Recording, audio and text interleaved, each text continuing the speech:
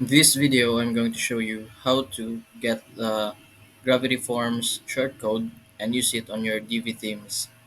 First, you need to go to your gravityforms, and if you already have a form that you want to use, you can just hover over it and then click edit.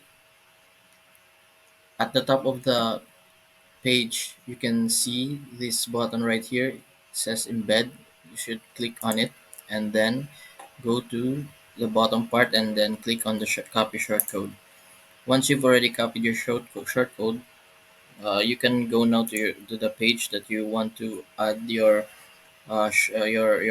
form and then edit it. Navigate to the divi builder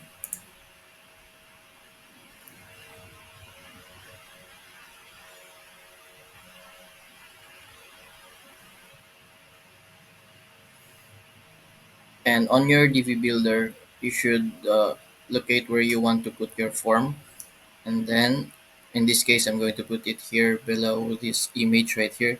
So you need to hover over it and then click the plus icon at the bottom of the element you want to add, and then look for the code element.